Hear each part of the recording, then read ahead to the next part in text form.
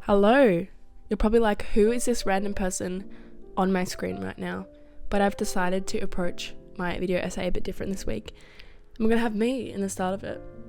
I don't even know if this audio will work because it's connected to my laptop, not my phone. So we'll see in due course, I suppose. But welcome back to my channel. I'm Josie, face real. I feel like I'm in like 2014 face real, like behind the edit account. But today we're jumping into something really exciting, and that is feminist films.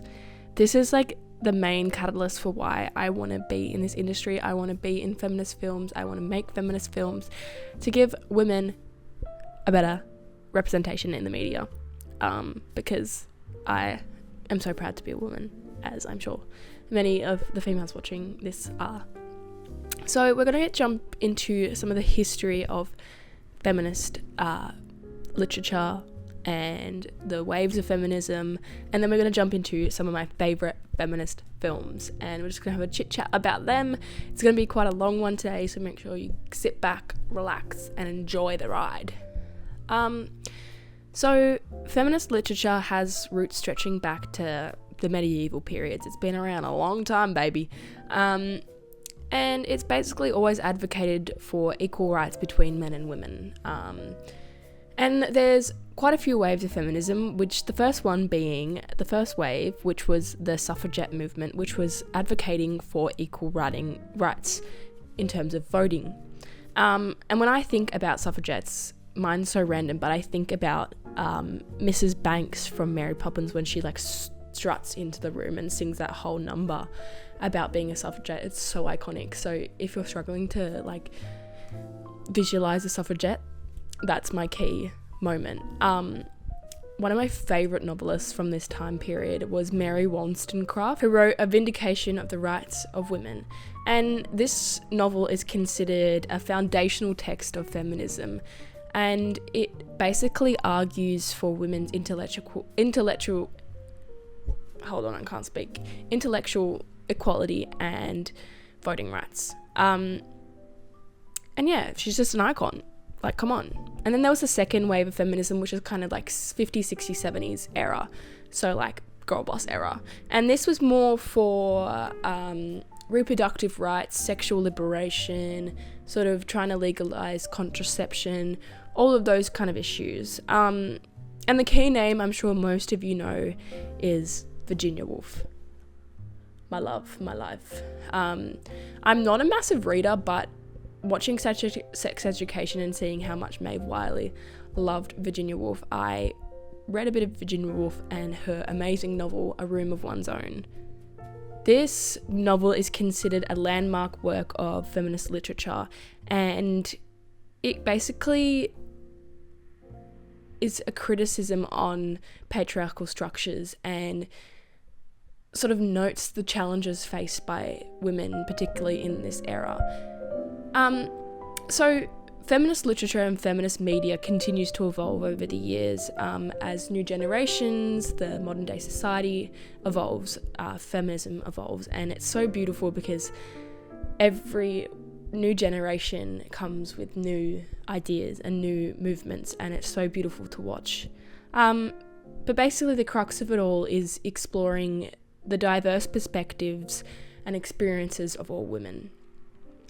And the women that I've mentioned and the waves that I've mentioned have basically put these building blocks in here that have now influenced the feminist media and particularly films that we see today. So now, in knowing a bit of the background on feminist movements, I'd love to jump into some of my favourite feminist films.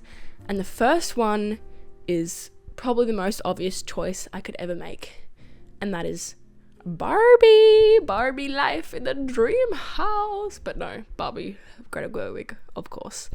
So yeah, massive obvious choice, but let's get into it.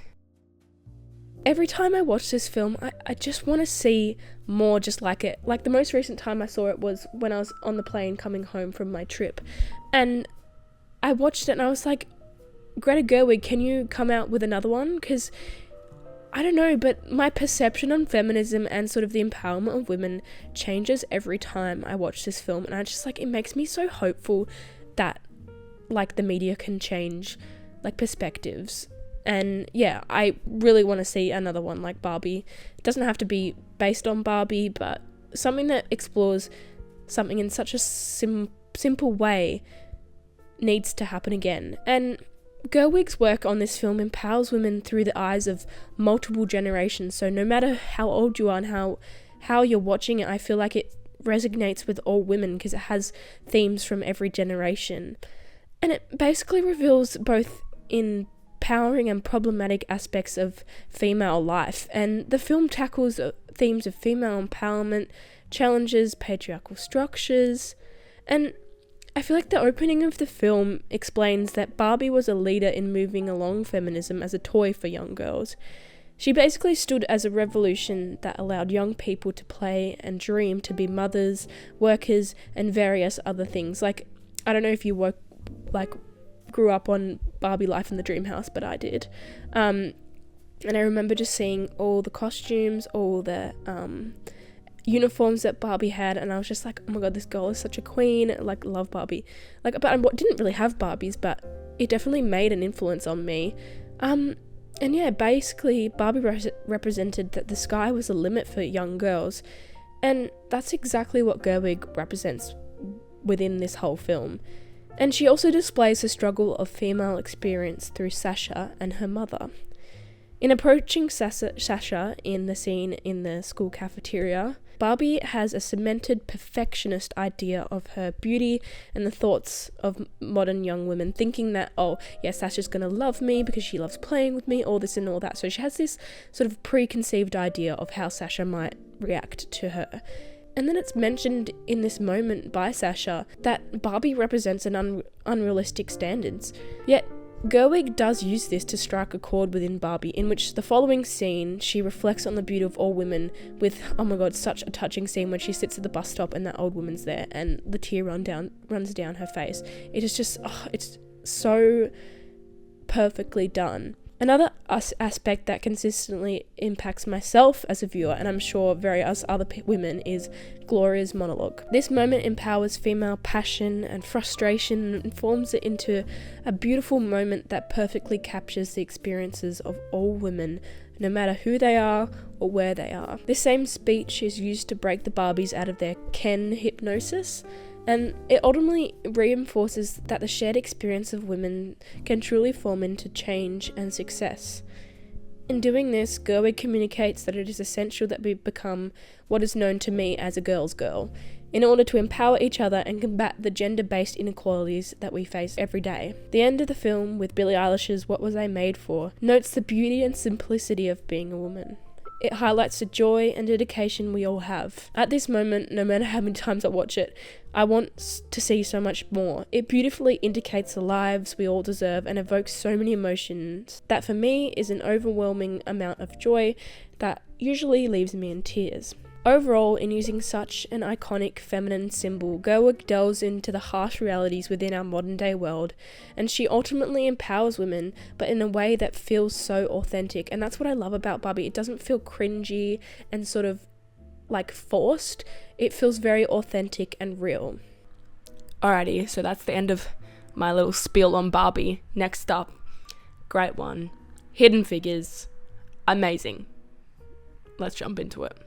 Hidden Figures explores the concept of intersectionality, where gender and race combine to create a significant social challenges and disadvantages.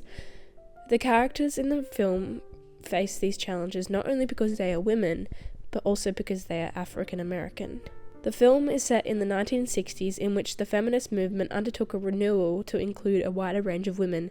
This film is a book adaptation. I really recommend reading the book, and it's based on a true event. The whole film depicts the struggle of 3 African American women working at NASA in the 1960s. From the get-go, this mixture of 2 minority groups is displayed. The 3 have a car trouble on the side of the road. Catherine, Dorothy, and Mary face a racist and sexist cop that doesn't believe their employment with NASA. This indicates a systematic and social belief that women were not capable of doing hard work that historically has been undertaken by men. Throughout the film, there are various issues that are faced, yet Melfi, inspired by the original novelist Margot Lee, shows the three women's perseverance despite the inequalities that they are facing within the workplace. Overall, this film focuses upon real stories and real issues that circulated in 1960s America. It does a really good job at empowering women, and particularly black women, in a time when they were consistently discriminated against. Next one could be seen as just a guilty pleasure watch for a lot of people, but in my opinion, it's bloody amazing. So we've got Legally Blonde. Oh my god, you guys. This one's perfect and it's just my size. Comment down below if you want me to do a cover of this song, because I will. Anyways, Legally Blonde. Here we go. Get into it, Elle Woods. For me, this is such a classic film and definitely a comfort watch, but it's also a film that can be viewed through a feminist lens that ultimately challenges the typical dumb blonde trope. Elle Woods embodies the idea of successful women, especially in a male-dominated workforce. She outright tells us within the film that you can wear a hot pink suit and 4-inch stilettos and still crush it in the courtroom. That you can also get an amazing manicure and have a genius mind, basically.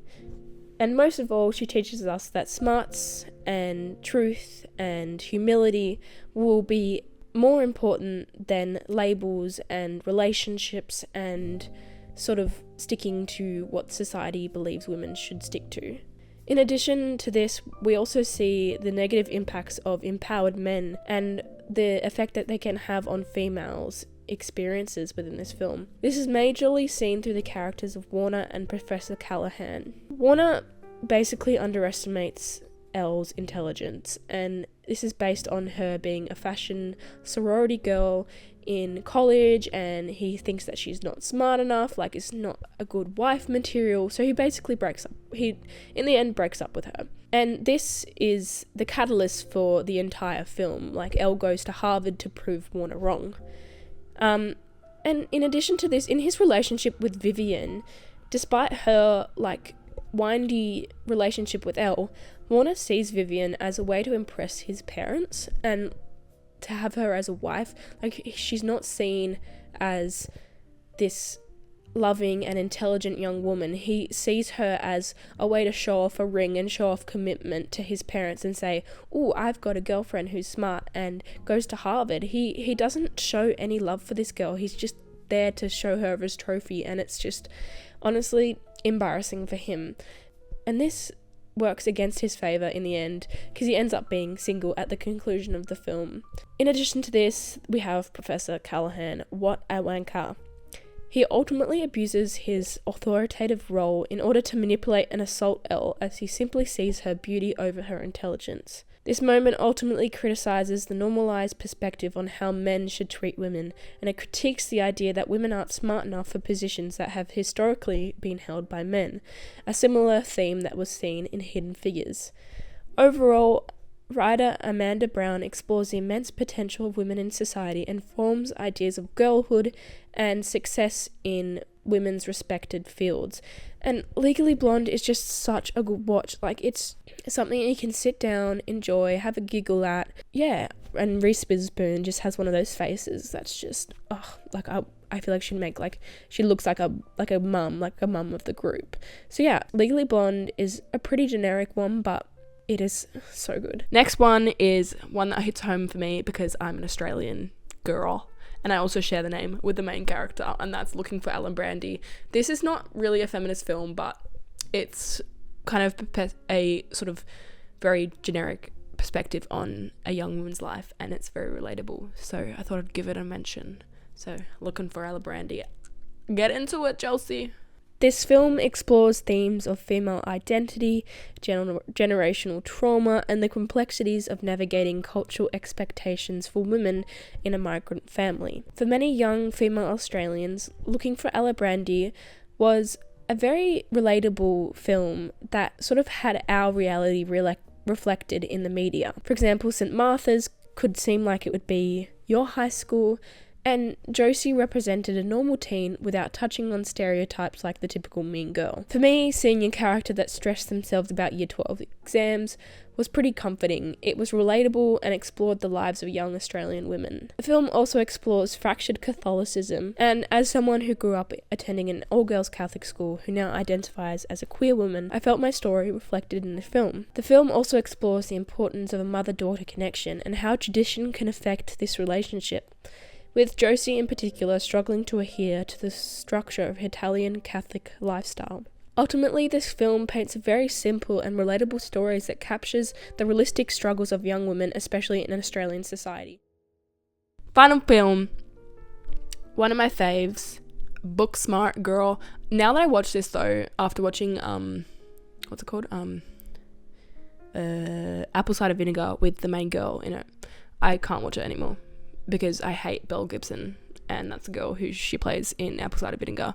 So my perspective on Booksmart is kind of altered because of that, and I hate it, but it's whatever. It's a good film, and we just don't pay attention to Apple cider vinegar and Belle Gibson. So here's Booksmart. It basically offers a nuanced feminist perspective, showcasing female friendship, agency, while also subverting some traditional gender roles. It's a coming-of-age film that addresses the many difficulties of women and teenage girls' experiences throughout their lives, such as the struggles of feeling seen and being respected. Directed by a female, Booksmart dives into major cultural topics of the modern feminist age, as well as issues for LGBTQIA+ youth. A line in the film that it just changes the film altogether is, "We're not one-dimensional." This moment ultimately goes to show that women can be more than one thing and shouldn't subject to less because society considers them to be lesser than that of men. While the film can come across as just another one of those teen girl coming of age stories, the film does subtly address themes regarding women and girls in society's perspective and the struggles we face still in a modern society for equality and respect, which is basically the bare minimum, like, come on. And it also touches on like those challenges within ourselves, like even if society's not placing that on us, we still have that sort of unconscious belief that we are not good enough because of this systemic and social idea that women are less. Overall, in the end, director Olivia Wilde paints a film that addresses the common experiences of young women, and she basically uses it in a way to empower their journeys and combat the distorted views that still pollute society today. Alrighty, so that's everything I have today. It's been a pretty long one, but I'm very proud of this video because it's something that I'm so passionate about.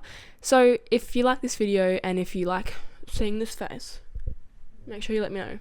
I do like talking to a camera because I'm very expressive, and I feel like when I talk I can sound really like one note, but when you see my hand movements and you see my facial expressions, you can tell my emotions. This is basically the catalyst for all my passion in film. So yeah, if you've enjoyed it, make sure you let me know. I'm not sure what I'll do next week, but we'll see. But yeah, thank you for watching. Hope you enjoyed today's video. Make sure to like, comment, subscribe. It really helps out my channel. Hopefully this video won't get copyrighted like last week's, because apparently putting clips of a trailer is copyright when I've done it like millions of times.